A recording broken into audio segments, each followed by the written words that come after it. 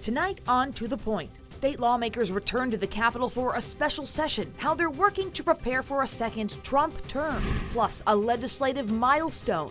The Senate has reached a historic milestone with parity between women and men. The state swearing in a record number of women to serve. Tonight, the key issues they want to tackle. A forecast on repeat, although we are watching out for areas of patchy dense fog in the morning and some air quality concerns this week. And President Biden pardons his son, Hunter. Tonight, we verify how much protection it offers and for how long. Thank you for joining us on To The Point. I'm Becca Hoppiger. Alex Bell has the night off. Ahead of President-elect Donald Trump's second term, California state lawmakers return to the Capitol today. Along with beginning their regular session and swearing in new members, they began a special session today. Governor Gavin Newsom called this session last month to, quote, Trump-proof California.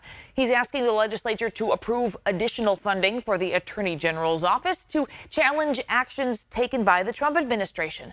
ABC 10's Devin Truby spent the day at the Capitol and has more on what lawmakers are hoping to accomplish during this special session. Well, Becca, things were lively both inside and out of the Capitol today. We saw an immigration rally and some demonstrators even blocking the street. But inside the Capitol, some early tension between Republicans and Democrats over this special session that's been set up to safeguard California for the next Trump presidency. The California State Assembly swearing in on Monday. Robert Rivas, a Sacramento State graduate, once again elected Speaker of the Assembly during a time his colleagues say they will need his strength. Especially with changes in Washington that will put to test our shared California values. New rules adopted at the start of the session limits the number of bills Assembly members can introduce from 50 down to 35. Rivas promising the session will focus on the cost of living and audit of every department that has anything to do with housing. This is also the start of a special session called by Governor Gavin Newsom, who says it's to protect Californians from potential federal overreach ahead of the Trump administration. If LGBTQ people come under attack, if hardworking immigrants are targeted, if women's reproductive freedom is threatened, we will fight back with everything we have. Newsom is working with lawmakers to establish a special $25 million litigation fund for the California Department of Justice. During his last term, California sued the Trump administration more than 100 times. California has a lot at stake. It has a checkered past with the Trump administration, and we're deeply concerned about making sure that we still have funding available for things like emergencies. Newsom says he's looking to safeguard reproductive rights, marriage equality, the climate crisis, wildfire relief, and immigration. California Assembly Republican leader James Gallagher, who was also nominated for Speaker, says the special session is just Newsom posturing. Gavin Newsom wants to run for president. That's what this is about. Is I want to fight Trump. I want to be the progressive darling. But here's the thing that is the real irony.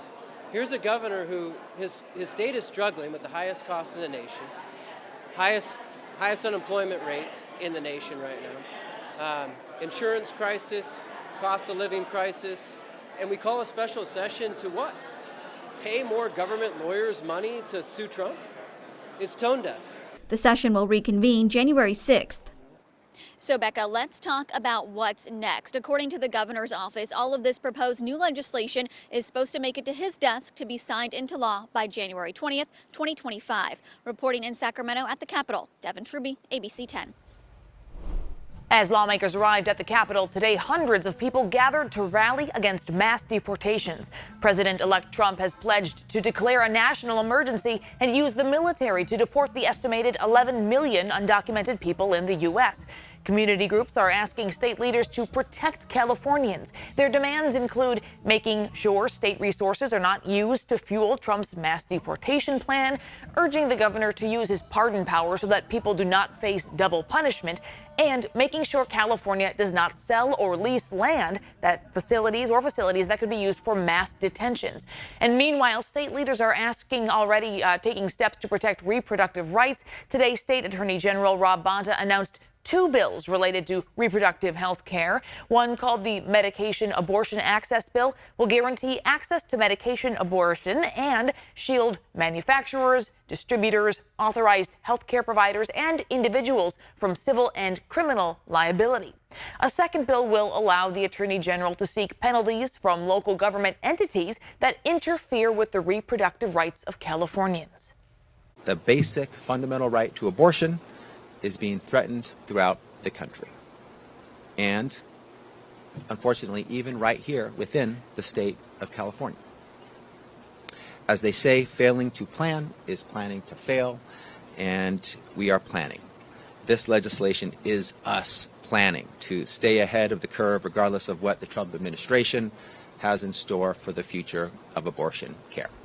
President-elect Trump has said abortion should be left to the states, but he has also bragged on multiple occasions about nominating the Supreme Court justices who struck down Roe versus Wade. Our conversation surrounding Trump's second term does not end here. Watch our Trump Transition 30-minute special streaming right now on the ABC 10 Plus app. Alex Bell discusses everything from tariffs to immigration with two political strategists and how upcoming policies could impact California. Just look for Trump Transition on the home screen of the ABC 10 Plus app. The start of the regular legislative session today also marks the historic first in our state. Women now make up nearly half of the current lawmakers, and today new members were sworn in. ABC 10's Jeannie Nguyen was at the ceremonies and shows us what this means for Californians. Becca, I spoke with two women today representing the Republicans and the Democrats. And while they do not share the same political parties, they both tell me it's important to not only represent for the people in their district, but for women everywhere. After a long holiday weekend, it's back to business at the California State Capitol. I'm proud that this legislative class boasts the greatest number of women legislators in the history of our state. Members from the Senate and Assembly were sworn in on Monday, and this year marks a major milestone. We know what it means when women lead. We know what it means and how much it shifts in terms of the kind of legislation we pass, the kind of ways that we even work together. Assemblymember Sade El-Hawari is one of 58 women out of the 118 current state legislators.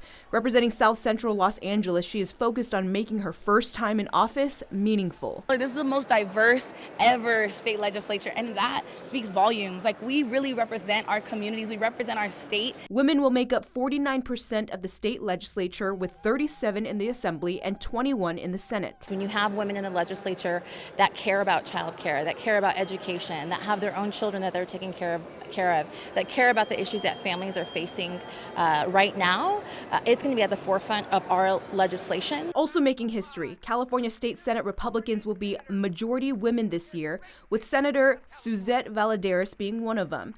Regardless of party affiliation, she says she's proud to stand amongst all these women at the state capitol. I'm really happy that we're going to have over almost half of women advocating for those policies. The feeling is mutual for Assemblymember El-Hawari, as she's prepared to have a productive year with her colleagues on the other side of the aisle. I've already built relationships, started to build relationships that feel really important and intentional, because when women come to the table, it's not about competition. It's about how do we really work together. Now, some of the key issues of both women tell me they want to tackle this year range from solving the homelessness issue in the state to cost of living and retail theft. Becca. Thank you, Jeannie. Still ahead on To the Point, President Biden pardons his son Hunter tonight. Why the president says he made the move and how far the pardon extends. A fairly quiet weather pattern, but our top weather headlines include patchy fog, poor air quality, and burn restrictions ahead. Plus, a historic theater sold. What this means for its restoration.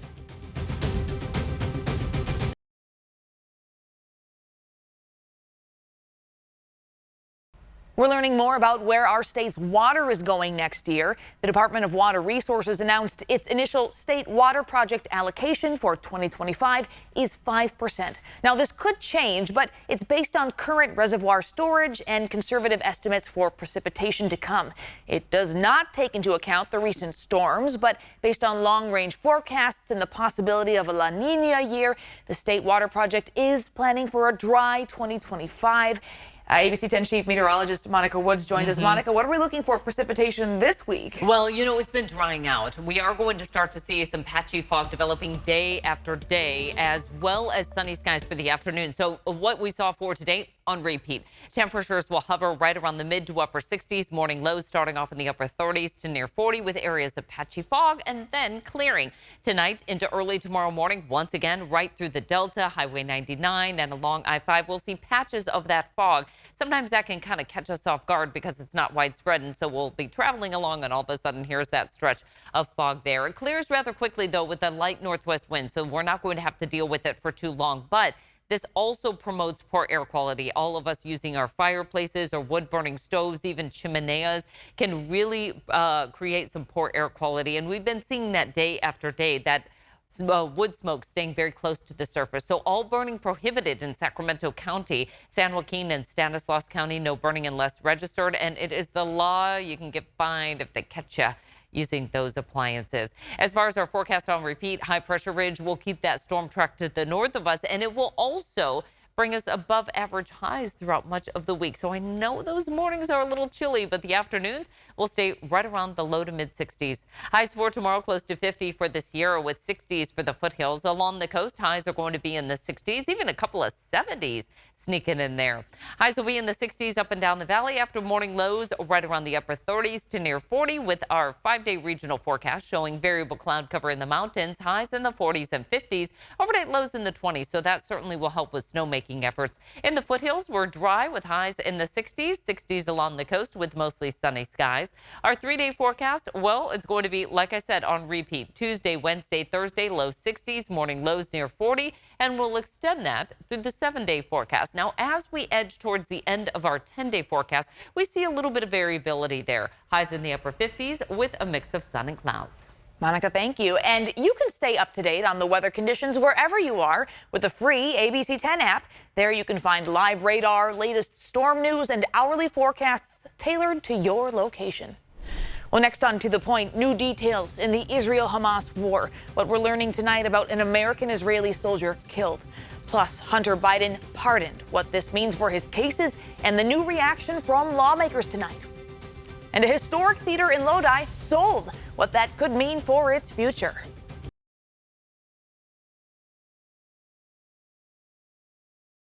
Tonight in the Israel-Hamas war, an American-Israeli soldier believed to have been taken hostage by Hamas is now confirmed dead. The news comes just days after Hamas released video of another American-Israeli held hostage in Gaza. ABC's Rena Roy has more on how this is renewing calls for a hostage deal.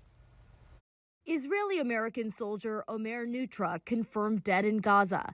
The native New Yorker was serving in the Israeli Defense Forces as a tank commander on October 7th of last year when Hamas fighters attacked in southern Israel. The IDF confirming Nutra was killed that day, his body taken back into Gaza. It had been believed he was taken hostage, his parents holding on to hope, speaking at a rally in New York Sunday just hours before his death was announced. They did a Zionistic thing. They left everything behind and gave everything they have for the country of Israel, for the love of Israel and the love of America. Just days ago, Hamas posted a new propaganda video online of 20-year-old Israeli-American hostage Edan Alexander in Gaza, held captive for more than 400 days. I am an American Israeli citizen, currently being held captive in the Gaza Strip. Speaking under duress in the heavily edited footage, Alexander calling on the people to pressure Israeli Prime Minister Benjamin Netanyahu and President-elect Trump to negotiate a hostage deal. His father speaking at that same rally in New York this weekend. I stand here after seeing my son alive for the first time in over a year. President Biden, President Trump, Prime Minister Netanyahu, I call on all of you to act. National Security Advisor Jake Sullivan says the White House has been continuously working on a hostage and ceasefire deal. We are determined to try to move rapidly to get those hostages home, get a ceasefire in place. 3 Americans are still believed to be alive inside Gaza, including Alexander. The White House says U.S. officials are in touch with his family. President Biden also met with Nutra's parents last month. Today, the president sent his condolences, saying he's devastated and outraged by Nutra's death. New reaction tonight following President Biden's surprise pardon of his son, Hunter. It was a move the president for years said he wouldn't make. Hunter Biden was just days away from being sentenced after being convicted on federal gun-related charges in June and pleading guilty to 9 tax-related charges in September. The White House press secretary, during an off-camera briefing on Air Force One, told reporters the president wrestled with the decision and made it himself while spending time with his family over the holiday weekend. The president saying in a statement, quote, "No reasonable person who looks at the facts of Hunter's cases can reach any other conclusion than Hunter was singled out only because he is my son, and that is wrong." One of the reasons the president did the pardon is because they didn't seem like his political opponents would let go of it. It didn't seem like they would move on. Many Republicans and even a handful of Democrats have criticized the move. President-elect Donald Trump called the pardon, quote, "an abuse and miscarriage of justice." The pardon only applies to crimes within a certain time frame. Ariane Daytil with our National Verify team looks into how much protection presidential pardons offer. President Biden's son Hunter, who was convicted of felony gun charges and tax offenses, faced a max prison sentence of up to 25 years. His father, President Joe Biden, repeatedly promised he would not pardon his son. But just weeks before Hunter Biden's scheduled sentencing, the president changed his mind. On December 1st, the president pardoned him for those crimes and any others he may have committed in the last decade. Now people are curious about how broad presidential pardons can be. So let's verify. Can a president pardon someone for a crime they haven't actually been charged with? These are our sources.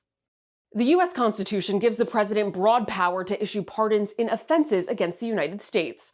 In the 1886 case Ex parte Garland, the court described a president's authority to pardon as unlimited, except in cases of impeachment, extending to every offense known to the law and able to be exercised either before legal proceedings are taken or during their pendency or after conviction and judgment. President Biden's full and unconditional pardon for Hunter insulates his son from facing federal charges for any crimes he may have committed from January 1st, 2014 through December 1st, 2024. The Department of Justice Office of the Pardon Attorney says pardons this broad are rare, but this isn't the first example in American history. A similarly broad pardon was issued by Gerald Ford to Richard Nixon, following Nixon's resignation after the Watergate scandal.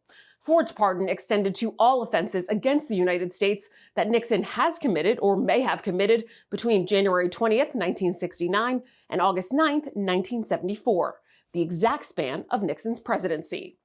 So we can verify, yes, presidents can pardon people for potential crimes they haven't actually been charged with. But Biden's pardon of his son does not extend to any crimes Hunter could theoretically commit in the future. With your Verify, I'm Ariane Daytil. Turning to your price points, tonight the historic Sunset Theater in Lodi is officially under new ownership. The theater announced the sale on Thanksgiving, marking an end to years of trying to renovate the site. The theater is more than 70 years old and located on West Lodi Avenue. It was sold in 2020 to Terry Clark, who aimed to renovate the site. Clark stopped renovation plans in 2023 and now says he has sold the building to new owners. He tells ABC 10 the building was sold in escrow with a trust, and he is not sure who bought the building, so its future is uncertain. Wall Street is looking ahead to this week's employment data. Job numbers expected out this Friday could further diminish expectations of more interest rate cuts and add to unease about inflation. Markets are already cooling to the idea that the Fed will cut interest rates again this year. Fed funds futures show investors betting a key rate will fall to 3.8% by the end of the year. That's more than 100 points higher than what they'd priced in September. In a record Black Friday, shoppers shelling out $10.8 billion online that day. Adobe Analytics says that's more than 10% higher than last year. Adobe anticipates consumers will spend more than $40 billion online from Thanksgiving through today, Cyber Monday, with Cyber Monday alone accounting for an estimated more than $13 billion. A growing battle over returns this holiday shopping season. An estimated 40% of retailers are now charging return shipping fees. The fees are part of a broader crackdown from retailers who can spend up to $30 to process a single returned item. And be sure to check those return policies. Some brands now only have 14 days for returns, and others you'll only be eligible for store credit, not a refund. Well, next on To The Point, Highway 50 construction continues. The changes that you need to know so you don't miss your exit.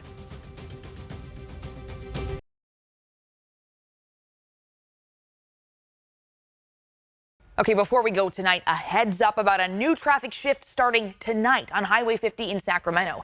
There's a new configuration on the westbound lanes from 39th to 24th Street.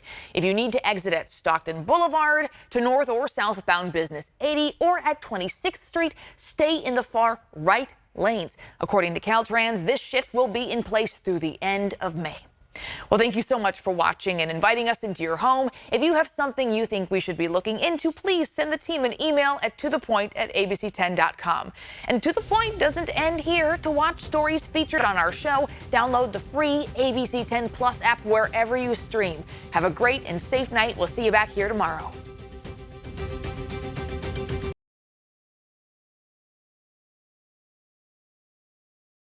Hey, it's Alex. I just wanted to say thank you so much for watching. The To The Point team and I love hearing from you, and I hope that you'll stay in touch. And don't forget, you can always email me and the team at tothepoint@abc10.com, or you can even send us a text message at 916-321-3310. Thanks for watching ABC 10 Plus. And now that you're here, why don't we take a look around and see what else is here? The very first tile on your left is always going to be streaming 24/7. You can find us adjacent to that, breaking news if it's there. And then right next to that, a replay of the most recent newscast. Whether it's ABC 10 Morning News at 5, 6, or beyond, it's going to be there. The forecast beyond that, and then right beyond that, the news that matters the most. Now that you know the basic tiles, let's go up to the top and take a deeper dive into news. We have every single newscast that you would need, including To The Point with Alex Bell, taking a deeper dive into the issues. Beyond that, ABC 10 Morning News at 5 and 6 and 11, the evening shows as well. Below that, you can watch the top stories from To The Point. Under that, Dollars and Cents, where you can learn how to navigate this challenging economy. And below that, you can watch our award-winning ABC 10 Special Investigations, where we hold the powerful accountable. Going into weather, look, it's the 10-day forecast, getting you ready for the weekend and beyond. Beyond that, sports. I know you care about the Sacramento Kings. We have the most comprehensive guide to anything, everything Kings in the locker room and on the court. We have it. Below that, I know you care about the San Francisco 49ers. We can't mention Bay Sports without talking about the Oakland A's. We have that too. What's super exciting, I know you care about high school sports. You'll never find a more comprehensive guide and team dedicated to high school sports. Backing out again, come up to the top and join me on Verify. I'm super excited about this. Our experts are checking the facts, verifying the truth for you. Jump up now to shows. Very excited about this. Oh, look. It's Take a Look. This is my show. I love movies, and if you love movies or streaming shows, whether it's on screens this big, or this big, it's Take a Look. Recently went behind the scenes, sat down with Lady Gaga and Joaquin Phoenix to talk about Joker 2. I love the movie, and oh, I just heard you shout you hate the movie. Jump in, we talk about it on this show. Other shows, Bartell's Backroads, go up and down the state of California, tank of gas getaways, one fuel cell getaway, like places like the Toy Museum. This is what kids did before they had screens. Over here, the Moaning Caverns of Calaveras County, one of the most coveted caves in all of California. You know, watching this show, I discovered there's a cave that could fit the entire Statue of Liberty in your own backyard. You'll find about that and more with Bartell's Backroads. Down below that, To The Point. It is one of my favorite newscasts because they talk about news with Alex Bell the way you talk about news. It's conversational, but in-depth at the same time. Below that, Your California Life. Love this show. Whether it's entertainment, food, beverage, lifestyle, it's there. Desiree Shepherd hosts and does an amazing job. So there you have it. It's ABC 10 Plus, the app. What do you need?